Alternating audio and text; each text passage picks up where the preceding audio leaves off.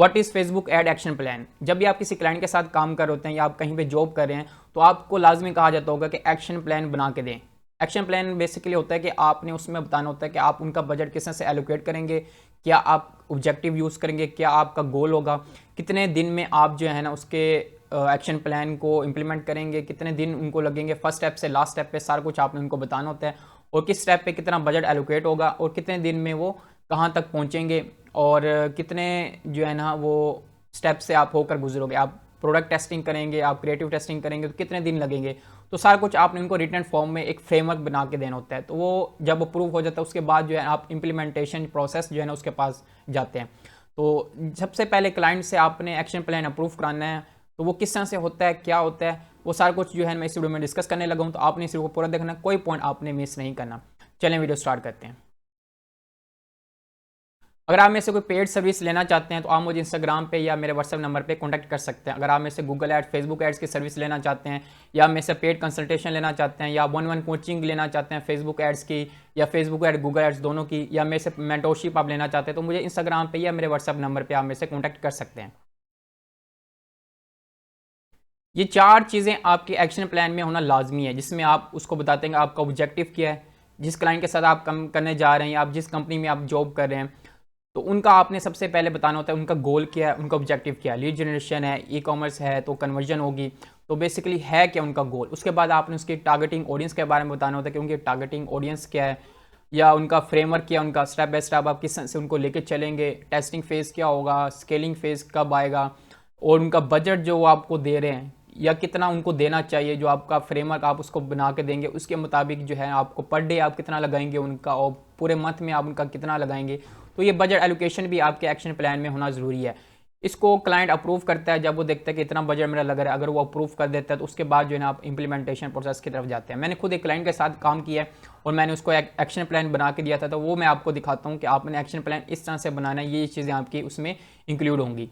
तो आपने भी उस तरह का एक्शन प्लान बना लेना है। जब भी आप क्लाइंट के साथ काम करेंगे तो आपने उस तरह का एक्शन प्लान बना के देना है ताकि वो आपका अप्रूव करें। उसके बाद जो है ना आप इम्प्लीमेंटेशन प्रोसेस की तरफ जाएं। ये एक एक्शन प्लान है जो कि मैंने ई कॉमर्स स्टोर के लिए बनाया था और ये मेरा फॉरेन क्लाइंट्स था जिसके लिए मैंने पूरा एक एक्शन प्लान बनाया था फेसबुक एड्स का कि वो किस तरह से स्टेप बाय स्टेप मैं उसके साथ चलूँगा, उसका पर डे उसका बजट कितना लगेगा और कंप्लीट मंथ उसका कितना बजट लगेगा। वो सारा कुछ जो है मैंने इस एक्शन प्लान में उसको बना के दिया था, जिसको उसने अप्रूव किया था उसके साथ मैंने काम स्टार्ट किया था। अब देखिए सबसे पहले एक्शन प्लान जब भी आपने बनाना है तो आपने बताना है कि आप किस चीज़ के लिए बना रहे हैं। Facebook ads for e commerce action plan किस चीज़ का बना रहे हैं आप, ई कॉमर्स का। उसके बाद जो है ना आप क्लाइंट का नाम लिख सकते हैं, उसके स्टोर का आप लिंक डाल सकते हैं। मैंने एक जनरल उसको बना के दिया था, लेकिन आपने सबसे पहले एक पूरा एक या तो आपने स्लाइड पे उसको डिज़ाइन करवा लेना है अगर आपके पास एक डिज़ाइनर है, या आपको डिज़ाइन कर सकते हैं। आपने स्लाइड्स पे उसको इनको डिवाइड कर लेना है हर स्लाइड पे कि एक स्लाइड पे आपने उसका कन्वर्जन बतानी है कि आप उसकी कौन सी जो है ना गोल आप यूज़ करने लगे, उसका क्या पर्पज़ है। ये सारा कुछ जो है ना आप अपने एक डॉक में भी आप उसको दे सकते हैं, लेकिन अगर आप स्लाइड पे उसको बना के दे सकते हैं तो ये वेल एंड गुड हो जाएगा अगर उसके डिज़ाइन फॉर्मेट में आप उसको बना के देते हैं। तो सबसे पहले आपने क्या बताना होता है कि आपने सबसे पहले बताना होता है कि आपका गोल क्या है। उसके बाद आपने उसका ऑब्जेक्टिव बताना होता है कि आप कौन से ऑब्जेक्टिव आप यूज़ करेंगे या कौन सा जो है ना आपका मेन गोल होगा। आप कन्वर्जन करेंगे आप उसके लिए या क्लिक्स की बेस पे आप उसके कैंपेन को ऑप्टिमाइज़ करेंगे, क्योंकि हमारा ई कॉमर्स है तो हमने उसको कन्वर्जन लेके देनी होती है। तो इस वजह से आपने कन्वर्जन को लाजमी यहाँ पे मेंशन करना है। उसके बाद आता है फेजेज़। अब फेज़ जो होता है ना ये इम्प्लीमेंटेशन का जो प्रोसेस होता है ना वो कि मैं उनके एड्स को किस तरह से स्टार्ट करूँगा, क्या मेरा इम्प्लीमेंटेशन प्रोसेस होगा। तो सबसे पहले आपने देखना है कि आपने टेस्टिंग फेज़ आपने करना होता है जो कि 20 डेज़ का हो सकता है, मिनिमम 20 डेज़ का या 15 डेज़ का भी हो सकता है। तो आपने क्लाइंट को ये लाजमी बता देना कि ये एस्टिमेटेड है, ये एग्जैक्ट नहीं है।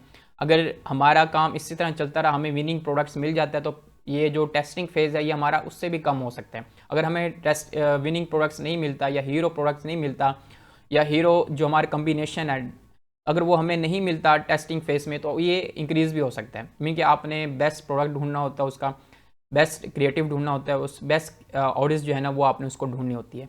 अगर वो आपको टेस्टिंग फेज़ में मिल जाता है फिर तो ये टेस्टिंग फेज़ 20 डेज़ से कम भी हो सकता है, अदरवाइज़ ये 20 डेज़ का ही रहेगा, ये उससे आगे भी जा सकता है।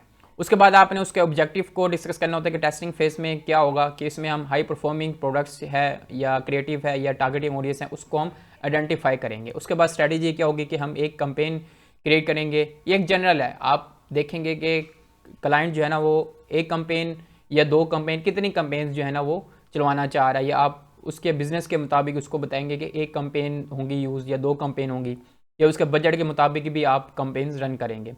तो एक कंपेन में कितने 3 एसेट होंगे और हर जो कंपेन होगी उसको $15 दिया जाएगा। तो इस तरह से जो है ना आपने उसको बताना है, उसका आपने क्या, उसका मैट्रिक्स क्या होंगे जो आप टेस्टिंग फेज कर रहे होंगे, और उसका वेरिएबल्स कौन कौन से होंगे। मीन का आप इमेज ऐड भी यूज़ करेंगे, वीडियो भी यूज़ करेंगे, और कॉपी भी आप उसकी जो है ना उसकी आप बनाएंगे। तो इस तरह से टेस्टिंग फेज़ को आपने एक्सप्लेन करना होता है। उसके बाद जो है ना आपने स्टेबल फेज़ की तरफ आना होता है।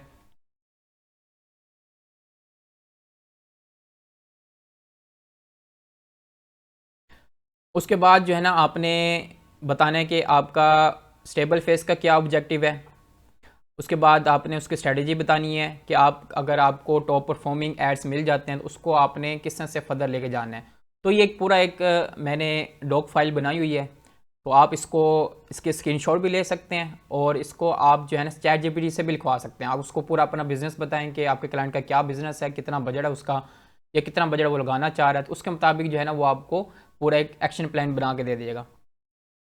उसके बाद ग्रोथ फेज़ आता है। ग्रोथ फेज़ में आपका क्या मकसद होगा, कितने दिन में वो पहुंचेगा, क्या आपकी स्ट्रेटजी होगी ग्रोथ फेज़ में, और क्या जो है ना आपकी स्केलिंग फेज़ कब आएगा, उसमें आप क्या मैक्सिमाइज कन्वर्जन करेंगे उसकी, या उसका आरओआई को इंक्रीज़ करेंगे जब उसका मैट्रिक्स बेस्ट रहेंगे, उसका बेस्ट क्रिएटिव और बेस्ट कम्बिनेशन उसको मिल जाएगा। तो उसका आपने स्केलिंग फेज़ में आप उसने क्या करना है, आपने उसका बजट इंक्रीज़ करना है ग्रेजुअली।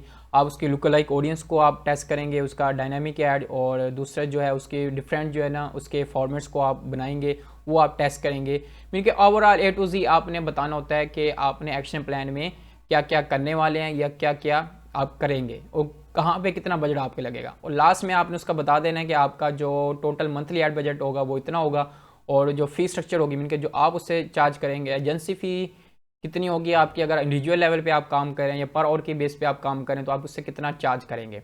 बेसिकली ये चीज़ें होती हैं। ये एक जनरल है, अगर आप इसको मज़ीद एक्सप्लेन करना चाहें, आप इसमें अपना पोर्टफोलियो ऐड करना चाहें, आप प्रीवियस क्लाइंट का बता सकते हैं कि मैंने एक्शन प्लान बनाया था और ये मैंने स्ट्रेटजी यूज़ की थी, तो इस तरह से जो है ना मुझे रिजल्ट मिले थे। आप अपना पोर्टफोलियो भी इसमें ऐड कर सकते हो।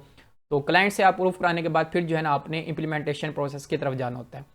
तो ये चीज़ें हैं एक्शन प्लान। अब उम्मीद है कि आपको समझ आ गया एक्शन प्लान क्या होता है, और आप अगर अभी भी आपको समझ नहीं आए तो आप कमेंट बॉक्स में आप मेरे से पूछ सकते हैं।